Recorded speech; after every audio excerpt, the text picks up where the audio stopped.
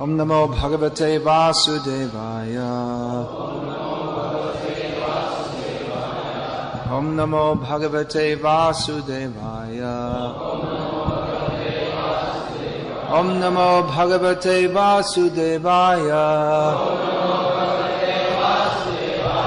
Srimad Bhagavatam, Canto 3, Chapter 26, Text 31, Translation and Commentary by His Divine Grace A.C. Bhaktivedanta Swami Prabhupada. Taijasanindriyanyeva kriyagyana vibhagashaha pranasya hi kriya shaktir buddhe vijnana shaktita. Translation: Egoism in the mode of passion produces two kinds of senses, the senses for acquiring knowledge and the senses of action. The senses of action depend on the vital energy, and the senses for acquiring knowledge depend on intelligence. Purport: It has been explained in the previous verses that mind is the product of ego in goodness, and that the function of the mind is acceptance and rejection according to desire. But here intelligence is said to be the product of ego in passion. That is the distinction between mind and intelligence. Mind is a product of egoism in goodness, and intelligence is a product of egoism in passion. The desire to accept something and reject something is a very important factor of the mind. Since mind is a product of the mode of goodness, it is fixed upon the Lord of the mind, Aniruddha. If it is fixed upon the Lord of the mind, Aniruddha, then the mind can be changed to Krishna consciousness. It is stated by Narottam Das Thakur that we always have desires. Desire cannot be stopped, but if we transfer our desires to please the Supreme Personality of Godhead, that is the perfection of life. As soon as the desire is transferred to lording it over material nature, it becomes contaminated by matter. Desire has to be purified.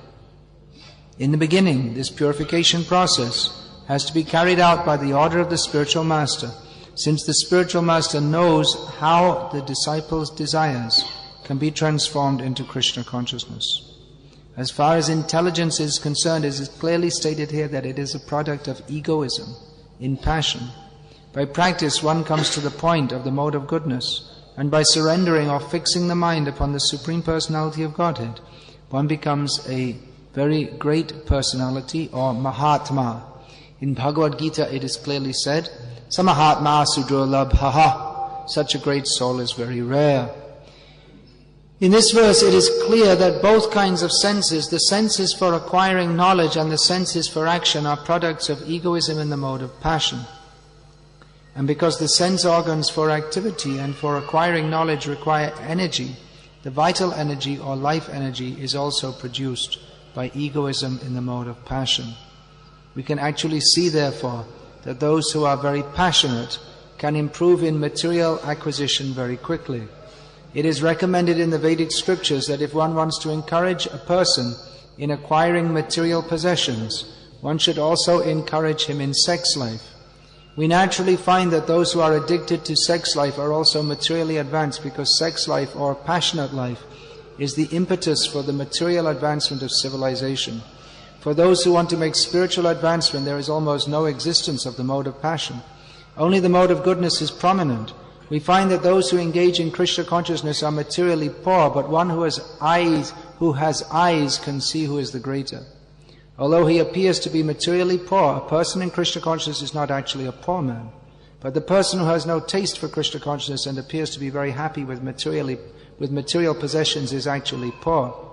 Persons infatuated by material consciousness are very intelligent in discovering things for material comforts, but they have no access to understanding. They have no access to understanding the spirit, soul and spiritual life. Therefore, if anyone wants to advance in spiritual life, he has to come back to the platform of purified desire, the purified desire for devotional service, as stated in the Narada Pancharatra. Engagement in the service of the Lord when the senses are purified in Krishna consciousness is called pure devotion. Within this section of Bhagavatam, both the translations and the purports, which expand on the points in the verses, we have an exposition of psychology, how people think in contaminated consciousness. And many of the things which mundane psychologists say, they fit in line with what's stated here, but they don't have the whole picture. They can understand that sex life is it's an unspoken principle. Maybe it's not even, what's the word? It's not enunciated. It's not clearly expressed, but it's a known principle that if you want to make people more materialistic, then you increase their sex desire. That's the whole modern civilization is especially running on that. They want to make people more materialistic, so they purchase more goods, and therefore everywhere sex desire is being promoted. So here it said that, because when people become more inclined towards sex life, then they're prepared to work hard to make money, because Minun, mi puying, which is a Thai saying, which means if you have money, you have a woman. And it goes to say that if you don't, you don't. If you don't have money, you don't have a woman, either licitly or illicitly. Licitly means in their arranging the marriage, they want to see how much are they earning, or what's their educational qualification. Or if it's a love marriage, at least the so-called love, at least the women are smart enough not to fall in love with someone who doesn't have lots of money. Generally speaking. So, even if you're ugly like hell, if you have money, you can get married. So money is required. But one who is not very materialistic, he doesn't have money. So to make people more and more materialistic, so they buy all kinds of things that they don't need. The example I give every time is Pepsi Cola. Could be Coca-Cola also. No one needs Coca-Cola. No one would buy it if it wasn't advertised with lots of young men and women jumping around and looking happy by drinking Coca-Cola, which doesn't happen by drinking Coca-Cola, but we're so damn stupid. Not us, because we got Prabhupada's books. Although some of us, the more stupid of our devotees, they also drink Coca-Cola. They're not reading Prabhupada's books. They must be reading the magazines in which these advertisements come. So then the association in the mind. Drink Coca-Cola and enjoy sex. So then Coca-Cola, I have to have money, so I can buy not only Coca-Cola, you have to have this fancy watch and fancy car and so many symbols of prestige. It's all this prestige. Which part of Hyderabad do you live in? What's that called? Banjara Hills? That's the high class area. That means where all the successful dacoits and politicians live. High class. Dacoits and their brothers, the politicians. Oh, and the police chief probably also. They're all in league together. So, high class area, then you have to have It's not enough just to have a car. In India it used to be enough to just have a car to be prestigious. In those days there was only Ambassador and Fiat car. But now it is not enough just to have a car. Maruti, that's not prestigious. Mercedes, but even that's too much for most people. Some Ford car, or should be long.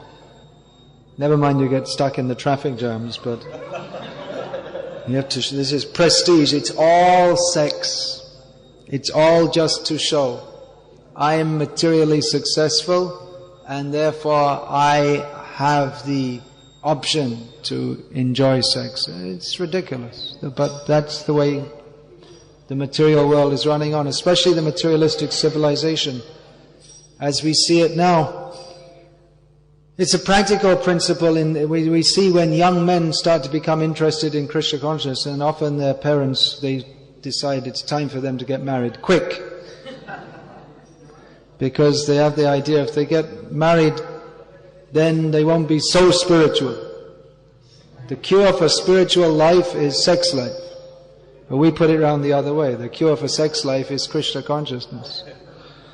But they have their way of seeing that if he gets more involved, if he has wife, family, all these things, then won't be so interested. It's not a new policy. Raghunath Das Goswami also. His parents, they had him too much interested in Krishna consciousness. Little bit is okay, but not too much. They were also little bit is okay types. But he was married, but still he was running away. Then his mother was saying to his father, well, better tie him up with ropes. And father said, he's got a beautiful wife, lots of money, and what will tying him up do? If you can't tie him up with a beautiful woman, then the rope won't keep him. That's the biggest rope. So Raghunath Das transcended sex attraction, no interest in material life. That's the test.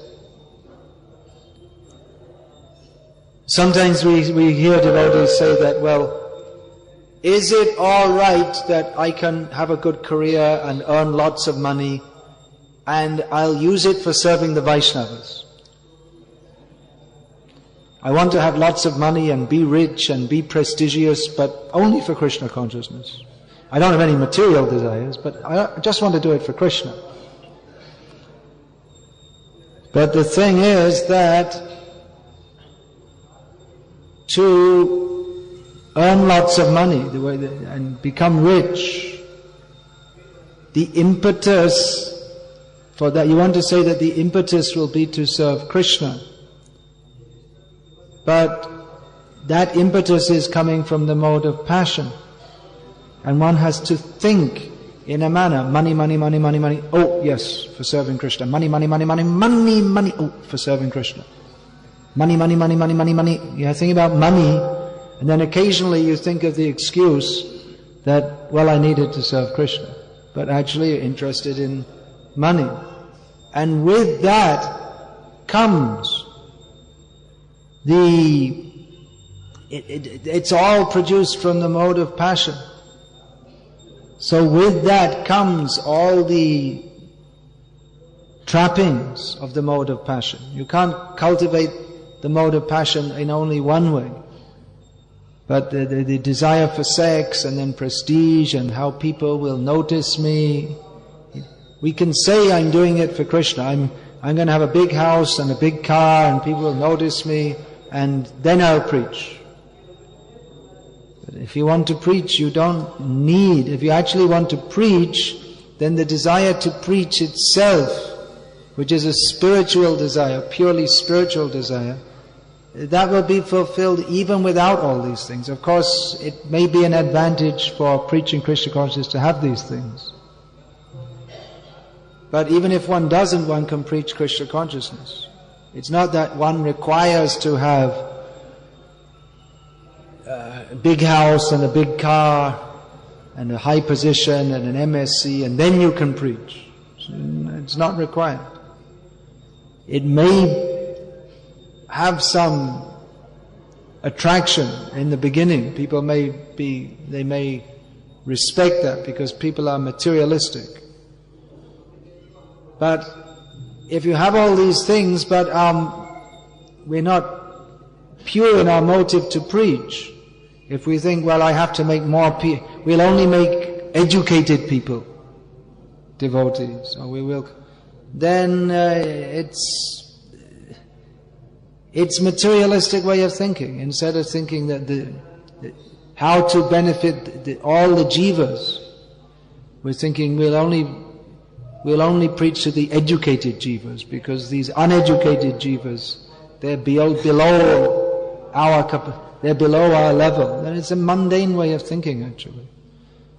Even Bhakti Shastri degree in itself is not, it's not in and of itself helpful for preaching. If we have that and we have that knowledge by which we can present Krishna consciousness, that's very good. But then what is actually required is the attitude of surrender to Krishna and to want to serve the mission of Chaitanya Mahaprabhu. And then even if one is not educated or prestigious, then all knowledge will come. Knowledge comes from bhakti. Bhakti doesn't come from knowledge. This is the misunderstanding.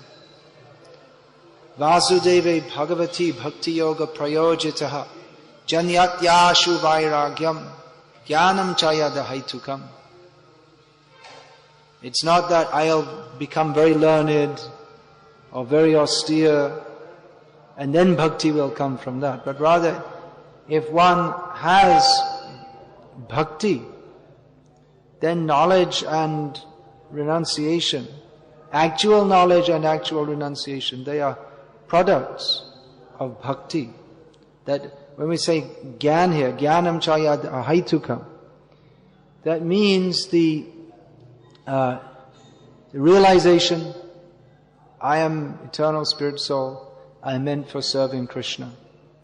That realized knowledge will be manifested in the heart of one who is serious to serve Krishna. And details that will also be revealed to the extent that Krishna wants it to be revealed. One can learn the details, one can learn many shlokas and one can learn all the details, but one has to not only learn, but one has to absorb the message also. Otherwise we find, it used to be quite common in India, and still some people do, they memorize shlokas, maybe Vishnu Sahasranama, they memorize chapters of Bhagavad-gita, and then they'll tell you, if you read this chapter of Bhagavad-gita, you can, go to the moon or something like this. You get some benefit. But this is all just that's there in Shastra, Gita Mahatmya, you get this benefit, that benefit. But that's just, these benefits, that's just for foolish people actually, we have Ekadashi Mahatmya. The actual Mahatmya is that by hearing Bhagavad-gita and applying that in our lives, then we get what is the actual benefit? That Manmana bhava madbhakto madhyaji mang namaskaru mame vaishyasi satyang te pratijane priyosi me. Then we understand that we're meant for thinking of Krishna, worshipping Krishna, bowing down before Krishna, offering prayers to Krishna, going to Krishna. And therefore we mold our lives according to that, so that we can go to Krishna. But less intelligent persons, they think, we'll just recite the verses. So they recite parrot-like, they get some benefit. But the real benefit comes from trying to understand what the verse means and applying that in our lives. So these are the basic principles of Krishna consciousness we should learn. Otherwise, if we don't have these basic principles fixed up, so people, they ask all kinds of questions like, is it all right to chew tulsi? Or, all kinds of questions. Whether every detail. I mean, there are so many things to do in Krishna. Why don't we put our finger on the beads and one finger is out, and so many things. All right, it's a question. So, but what the real thing is, the real question that what is the purpose of life? What are we doing here? How can we attain to Krishna? What are we meant for here? Otherwise, why do we shave our heads and all this kind of thing? These questions can go on forever. But what is the purpose of life? To satisfy Krishna. That we should understand. Otherwise, it's just ritualism. That we have to offer some fruit, flowers. Okay, we did that. We got some old rotten flowers from the market and we offered them. So that's it. That's my bhakti. So Krishna is satisfied.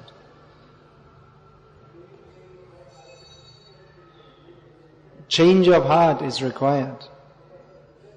How much we're entangled by these materialistic desires. How much we're thinking of how I can live comfortably, how I can live nicely, instead of thinking how I can serve Krishna. This is the difference between material consciousness and spiritual consciousness. Material consciousness means to think how I can live nicely, and that consciousness, that means deharami, aram, deharam. My body is very comfortable. Aram haram hai. This idea, I shall be comfortable, it's abominable. So this idea, this is exacerbated by promoting sexual desires. And that's everywhere, in every phase of human life, until we come to Krishna consciousness. There's that well-known anecdote. Prabhupada was with some of his disciples. He was in one rich man's house, and the man brought all his relatives, one after the other, said, this is my mother, this is my father, this is my kaki, kaka, nana, and on and on and on, bringing them out and bringing the next one in. At some point Prabhupada turned to his disciples and said, this is my sex life. He wants to show, I've expanded myself, imitating Krishna. Eko bahusyam. The Krishna, he expands as all the Vishnu tattva, all the Vishnu forms, and all the jivas, all expanded from Krishna. I have expanded myself. Nowadays it's hamdo hamare ek or something like that. Or hamdo hamare do. Me, my wife, my child and our dog. So, hamare do. So, they become so attached to the dog. They put kumkum on the forehead, and a very religious dog. It's a good dog. Also joins in our kirtan. And when the dog dies, they'll put the picture on the wall in loving memory of our dog. So where they expand themselves in other ways, they like to show like that car, big car, and then where are you going on holiday? Nowadays it's a new idea, go on holidays. That's also all promoted by advertising. Otherwise in India there was no idea celebrating Christmas, New Year. New Year means each state has its New Year. Pongal and Tamil Nadu, just coming up. Or Diwali, as in around that time in Gujarat, isn't it? And in Bengal it's Pohila Boishak. In the summer, actually. For some reason they have it right in the middle of summer. So, but now they introduced all the Western idea, Mlecha New Year, 1st of January. And then the Valentine's Day, all these things they've introduced just so that they can sell more things. People should have more parties, and so you have to go on holiday now. You have to go, for any respectable person, you have to go now to show you're more prestigious, you have to go overseas. You can't, it's not enough to go to Uti, or they have so many hill stations. Uti is in the south, that's well known, but you have to go.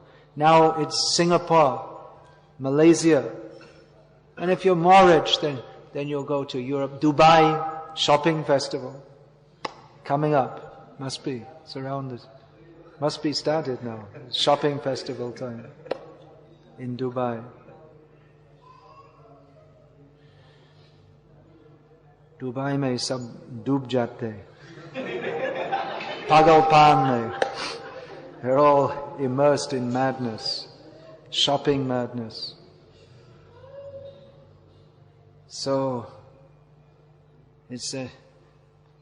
you have to tell your friends, you see, well, I won't be able to attend your party because I'll be on holiday in Dubai at the time. Oh, really? Holiday in Dubai? Oh, I better go to Dubai too. So it's all just for showing. It's like little children. They like to show off. I'm better than you. It's the same thing. Nonsense.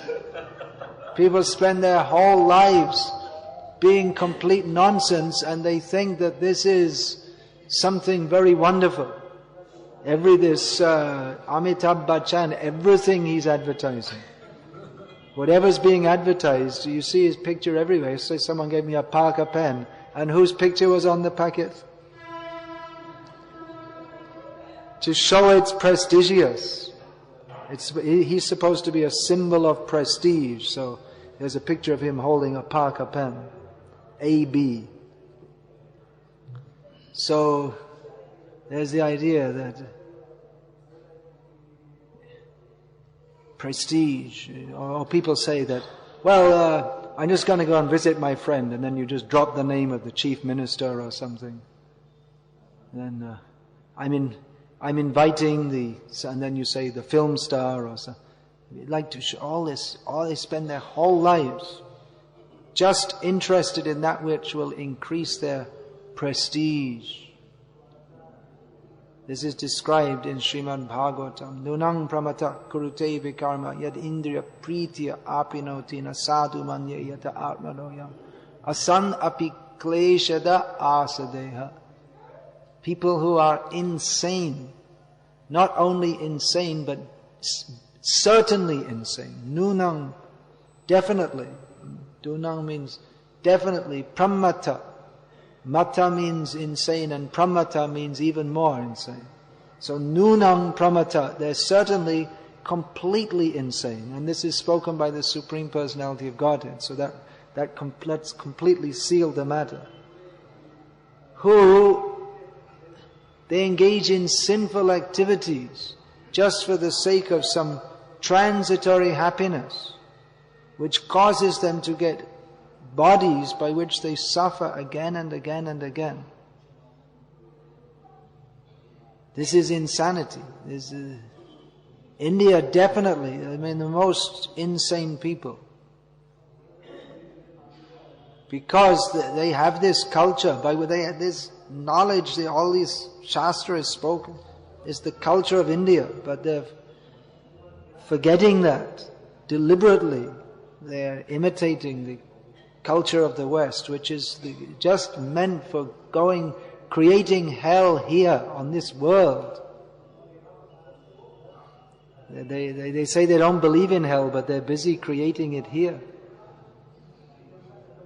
So, but at least in India, people should know that this causes you to get born again and again. Traditional Indian culture is meant for not promoting materialism, but for promoting spiritual consciousness, understanding that this human form of life is meant for developing the intelligence, meant for developing the activities by which we can get free from birth and death. So Indian people have become more insane by taking up that which is not for their self-interest. Apaswartha parayana, this is called. Being very much attached to that which is not good for us at all. And we see it all the time. People are smoking, and on the packet it says, they have different messages in different countries. Smoking is injurious to health. In some country, maybe England or something, they just put smoking kills. And still people are smoking. And the doctors are smoking. They should know. If anyone should know, but they themselves, they're smoking more than others. So like that, the whole of materialistic civilization is like that. We're doing that which we know is not for our benefit, but still we're addicted to it. Even materially not for our benefit. Smoking, or it was so much pollution and then causing so much disturbance in the weather. But because someone somewhere wants to make a lot of money, then all the pollutants are still produced. Why? Because they're attached to that which gives us some immediate pleasure. Just like we were discussing yesterday, that people, they'll engage in sex life and they know that afterwards they'll regret. They go to some prostitute and then again they know, afterwards, you feel disgusted. I know, sometimes people tell me, I went to the prostitute, now I feel, so bad. So for the rest of your life you'll be feeling disgusted with yourself, but just for that few seconds of not even pleasure, but some sensation of thinking, this is something wonderful. And then you're thinking it's going to be one, and then you go, and then, it wasn't wonderful, and then the rest of your life you're lamenting. People know I won't be happy by that. But still, that addiction to that which is not for our real self-interest, that is the bane of the whole materialistic civilization at any time, but especially at the present time. Most foolish civilization. Definitely, people are extremely foolish. This whole advertising industry works on the assumption, and actually it's a fact, that people are foolish. Just like that example, you couldn't sell one bottle of Coca-Cola ever unless you advertise it, and it's just advertised on the basis of foolishness. That people are so foolish that they'll buy it because they see some people in the advertisement jumping around and dancing. And when you drink it, you don't get that. But somehow in the mind you're thinking, it'll make me happy, which doesn't. Or this cigarette they sell by showing people dressed up in cowboy clothes, but you don't become a cowboy by smoking it. And even if you did, what would be the benefit? But it's just some kind of imagination. I'll smoke the cigarette and then I don't know what, I really don't know, but somehow they sell it. It's just based on understanding that people are foolish, and if you advertise something, they'll buy it, even though it doesn't benefit them in the slightest. So this knowledge of Srimad Bhagavatam, this is meant for giving real intelligence. It's very difficult to absorb this knowledge if we're in materialistic consciousness. First of all, we feel we don't have the time. The way modern life is, we're always so busy, our mind is always so agitated that even if we have some time, we can't read this. Maybe the best thing we could read is a cartoon book. I saw in Japan, on the trains, people, they buy... Japan, they're supposed to be intelligent, right? There's Japanese people. They don't read books. You see that everyone in the train, they're reading cartoon books, that's all. And so they buy it and they throw it. That's all. Because the mind is so agitated, they can't think of philosophy. They can't think of anything higher. Either they've got their Walkman in the ears or the cartoon, and that's it. And the cartoon, that just agitates your mind more, but because it agitates it in a different way, you think it's some kind of pleasure. People are so used to having their minds agitated by that what they call pleasure is just another kind of agitation. Smoking, going to the movie, having sex. It's just some more agitation for the mind. People don't know what it means to be peaceful. Unless one is peaceful, he can't even begin to consider what is the purpose of life. What happens after death? Who is God? What is our relationship with Him? So, at least those who have understood the importance of Krishna consciousness should not be caught up in this materialistic civilization. Of course, we're living in the middle of it. We're living in the middle of a big city. It's difficult to escape from the economic clutches. I was saying, if you don't have money, you don't have a woman. If you don't have money, then you don't have bread either. Actually, if you have faith in Krishna, Krishna will provide everything. There are two sayings. One is, Nahi suptasya singhasya pravishante mukhe mrigam. That without even the king of the jungle, the lion, he has to do some work to get his food. He doesn't just lie down and order some animal, come into my mouth. It doesn't work. He has to go and catch it. But then on the higher level, for those who have faith in it, then Ananyas chintayanto mam ye janah paryupasate tesham nityabhiyuktanam yogakshemam vahamyaham. If one is actually fully absorbed in Krishna, then Krishna will provide everything. That few years ago in London, I was standing with Jayadvaita Swami. We were standing in the park after Rath Yatra in London. And we were it was just the Rath Yatra had come and they were setting up the stalls and this and that. And one lady came up to us and said, asked a few questions and said, how do you live? You don't work. Jayadvaita Swami said, Krishna provides everything.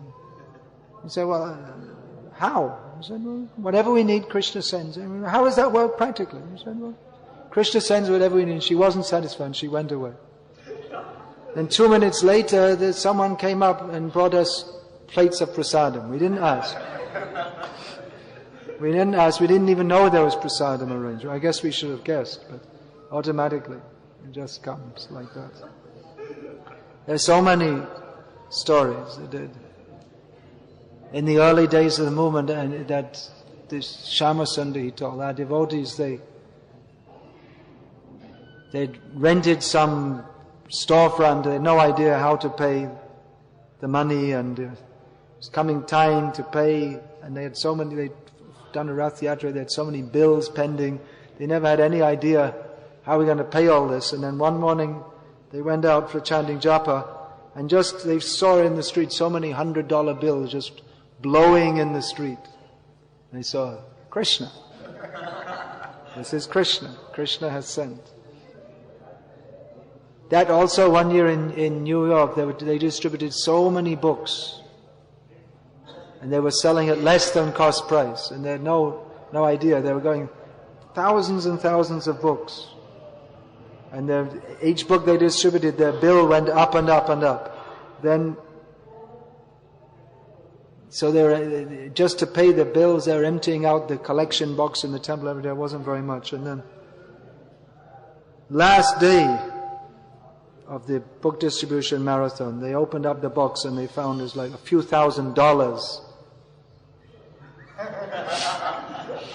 Just covered all the bills. So, Krishna has his way of working. But generally it's recommended that we should do some work. That Krishna also says in Bhagavad-gita. What is that? Sharira yatra pichate nas prasiddhyat akarmana.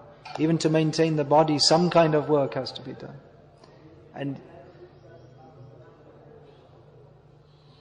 But at the same time, we shouldn't be caught up in the fantasy of modern life. You have to do some work, but this idea of promotion, career, I will be so wonderfully advanced. You have to give your soul. If you want to become successfully material, you have to give your soul to it. You can't be successful in the material world unless you're fully focused on it. They have all these books, how to make your life successful, and they bring out about 10 books every day on this theme. I always guess the people who write those books, they're not successful, because if they were, they wouldn't need to write them. They're trying to make some money. If they were successful, then they wouldn't have to write the book. You always find the people who teach management courses, you give them anything to manage, it's a complete flop. And so there's a saying: if you don't know how to do something, you can't get a job in it, then teach it. That's the last thing you have left to do. So anyway, all these books, they say that if you want to be successful, you have to focus, you have to concentrate. And it's like that. If you want to be successful in the material world, you have to give your soul, all your... People who are becoming successful in the material sense, they're working 18 hours a day, or maybe a little less, 7 days a week. Sri Giridhari Das, who is now a material failure and a spiritual success, was working in some company where the manager was pushing them so much, you don't have to go home. You can stay here. Why do you can sleep, whatever you need to sleep, you can sleep here, stay at the... And even he got everyone just working. And he still wasn't satisfied. He said, you're doing it, but you don't really have love. You have to love your work and love the company. And a complete madman. I mean, people are working so they can feed their families. But he's saying you have to love the company. So if you have this if you sell your soul, there's a saying, to sell your soul. It comes from an old book in German by one German author, Goethe, I don't know how it's pronounced, it looks like that. Dr. Faust, he made a deal with Satan. Satan said, I'll give you everything, you just give me one thing, give me your soul. Then I'll provide all the enjoyment you want, everything you want, but you have to give me your soul. So that's selling our soul. If we give our soul to being a material success, we might be. Because not everyone, even if you try, some people are trying very hard and still they're materially a failure. But better we give our soul for that which will actually benefit our soul. Our soul belongs to Krishna. However successful we are materially, it's anyway a failure. Everyone's a failure. Bill Gates is a great success, that's right? No, he's a failure. Because he'll die and then there won't be anything. He won't have one nickel. He won't have 1 cent. Who's the richest man in the world? Bill Gates, the king of Brunei. They'll all have nothing in a few years. And even they have so much money, do they have any satisfaction? Unlikely.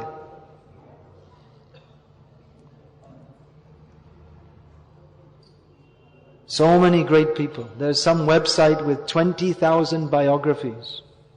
You can go and you can read the biographies of 20,000 people who made their marks on the world. And they're all gone, who knows where. We don't know. One of the successes in modern history, we know what happened to him. The first Prime Minister of independent India became, in his next life he was born in Sweden. An astrologer told that one man in Sweden has 2 dogs, and one of them was previously Manya Jawaharlal. Whoops, shouldn't say his name. Pandit. Well, that he won't be there now, because dogs don't live that long. He died when? 1950 something? 64, 63, something like that. So, this is what happens. The great success of today, maybe it'll be a success in the next life also. He wins the dog show or something. First prize in the dog show, successful dog. But to get born again and again and again, this means everyone is a failure, because the real success of human life is to get free from birth and death. This we should tell. At least in India people can accept this. That you live your life in such a way that we don't have to get born again. Train your children. You're so busy training them. Pre-KG, pre-KG. Now they have, someone was telling me in Bangalore, they have for 6-month-old babies, they're taking them away and giving them so. Why? Because the parents, they'll be out at work. Who's going to look after? They don't want to live with their parents. I mean, the parents of the babies don't want to live with their parents. So they give them to some pre-KGers like this. They're so busy training up the children so they can also be successful materialists. Why not train them in such a way that they can get free from birth and death? Why not give them that knowledge? This knowledge is here. It's not difficult to get free from birth and death, if we know the process. It's easier mentally or socially just to be carried away by the flow of modern life. It's easier just to be another fool with all the rest of the fools. To be intelligent, to live according to principles, means one has to be somewhat brave. That you don't care if people say that, why you're wasting your time chanting Hare Krishna. You don't care. You don't care if people criticize. Why should we care? People, they don't know what the goal of life is. They think that simply earning a lot of money and going to parties and drinking beer, this is the goal of life. Then why should... Rather, if such people criticize us, we should know, now I know I'm on the right path. If you criticize me, then I take it as a compliment. Thank you very much. We should know what is sanity. People are living an insane life, acting in a manner which is certain to cause them distress in this life, what to speak of in future lives. So as Prabhupada is quoted in the purport here, such a great soul is very rare, who fixes his mind on the Supreme Personality of Godhead, Krishna. By Chaitanya Mahaprabhu's mercy, this understanding of who we are, how we are supposed to live our lives, that is made widely available. Mercy of Chaitanya Mahaprabhu coming through Prabhupada, giving these books. Sometimes we become surprised. We're distributing books and we go to someone's door and they say, we have the book. And I read it all. And we think, oh, what didn't happen to you? You read the book and you're still living your life as you should. After reading the book, you should change our way of thinking. Sometimes at the beginning of our book, just like Bhaktivinoda Thakur, he has sometimes at the beginning of his books, he gives some introduction for the reader, how to read this book. Don't read it like an ordinary book. Bhaktivinoda Thakur at the beginning of one book is writing that nowadays, he was writing in the late 19th century, it's become a fashion that people read novels at night before they go to sleep. This book is not for reading like that. That's something you just read just before you and you sleep very peacefully. But no, it's to be read with attention. It's not some kind of entertainment. Every word is very valuable. We should consider what is being instructed here. These books are meant for guiding us out of the insane way of thinking by which we consider that everything that is not in our self-interest actually is our self-interest. These books, this knowledge is meant for giving us the actual knowledge that we read. Otherwise, I was saying people read cartoons. Maybe a slight step up from that is novels.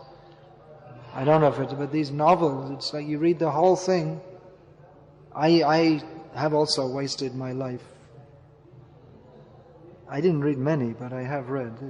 You just read some novel and it's just someone's imagination. It's not, there's nothing real there.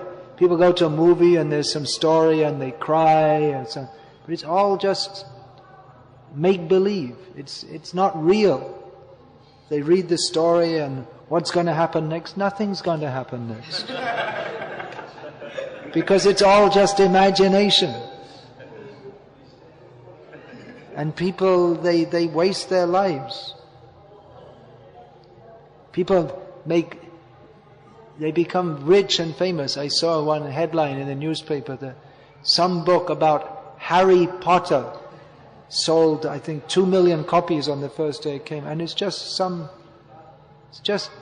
nonsense, that's all.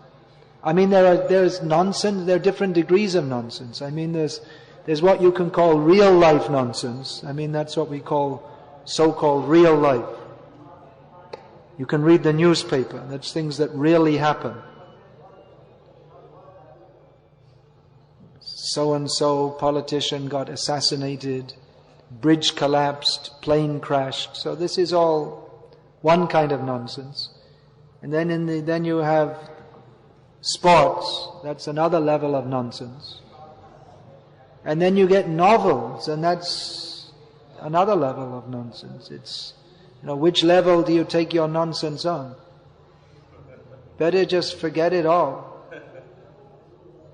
One word of Srimad Bhagavatam is more valuable than all the libraries in the world.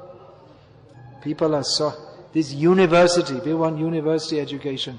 This university was started in the Western world for studying the Bible, actually. It was started for giving religious instruction. Of course, that's also not clear knowledge, but the idea was that education should be in something religious. Previously in India also, education meant that one is educated in Ved Shastra. Now education means MSc, PhD, MBBS. If someone wants to study Shastra, the parents will be disturbed. What's wrong? That's not useful. You can't do anything practical with that.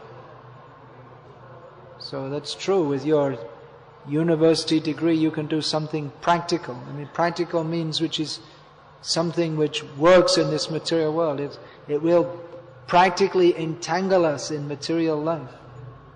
It's something practical. It keeps us in material life, birth after birth. So in that sense, we can say the knowledge of Krishna consciousness from the materialistic point of view, it's impractical. Because this glorious cycle of birth and death that we've been sailing along, it stops it. That's ongoing, riding the waves of material life, finished, saved from material life. So please read these books, take them to heart.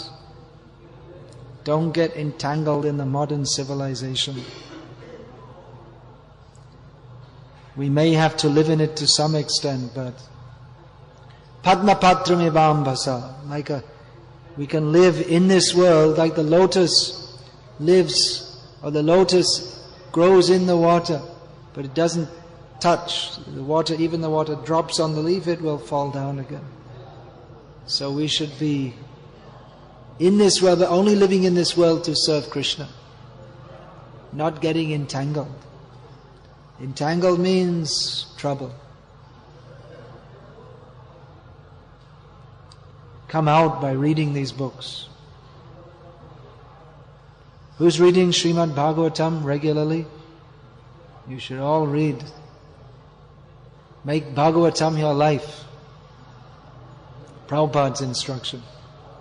Bhagavatam was Prabhupada's life. He was translating these books. Even one time he said, I can stop my traveling and preaching all over the world, but I cannot stop translating these books, because that is my service to my spiritual master. So he did both. He worked so hard. That was his ecstasy. Prabhupada said, these purports are my devotional ecstasies. We hear a lot about ecstasy these days. Prabhupada's ecstasy was giving the knowledge of Bhagavatam to the world. So if we want some ecstasy, as Prabhupada is giving it, instead of our imagined ecstasy, then read Prabhupada's books. Take the ecstasy as Prabhupada is giving it. Hare Krishna. Srimad Bhagavatam ki jai. His Divine Grace Srila Prabhupada ki jai.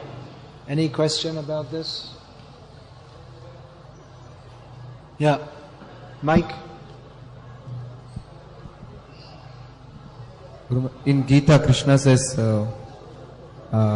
intelligence is superior to mind. Here we see that mind comes from Sattva Guna, whereas intelligence is from Rajoguna. Intelligence is said to be a product of ego in passion. Ego in passion. Pure intelligence is a symptom of the soul. Perverted intelligence, by which we think, I am an enjoyer of this material world, that comes from egoism in the mode of passion. The intelligence is supposed to be higher than the mind, but for people whose minds are out of control, then the intelligence is run by the mind, accepting and rejecting the functions of the mind go on the basis of what is favorable for my sense gratification, I accept, and what isn't, I reject. And in this way the intelligence becomes subordinate to the wrongly oriented mind. So the intelligence should take charge and think what's for my actual self-interest, and then the mind work according to the actual intelligence.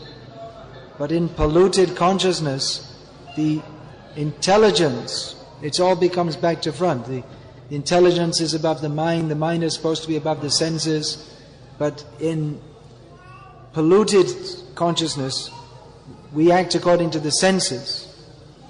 The mind follows the senses, the intelligence follows the mind. It's animal platform. Human platform means that with intelligence we consider and control the mind, and we just use the senses as much as required, like the tortoise puts out its senses as needed and withdraws them. So in the material world, everything's back to front. Perverted reflection. Material consciousness. Any other question? Maharaj, speaking about the modern education. Is that working? Speaking about the modern education. You want me to now put some soothing balm on the words I said? Alright, modern education is all rubbish, but you're entangled. No, my question is, so Maharaj, in Vedic civilization also, there were different kinds of educations, different branches like architecture and military art, and etc. Yeah. In Vedic culture, all those things were there. So now also... But not in the same ethos as in the modern age. In Vedic culture, everything was God-centered. Everything was taught with the understanding that spiritual life is more important than material life. But modern education means the basis is the idea that not that material life is more important than spiritual life, but there is nothing but material life. And even to think of spiritual life is considered something wrong. So it's a different outlook. Otherwise you'll find in Vedic culture everything, so much subtle knowledge is there based on just like architecture. Then you have to consider there are so many considerations based on the subtle knowledge of the Vedas. The consideration of different demigods, the directions, that you won't find in modern architecture. So we'll finish here at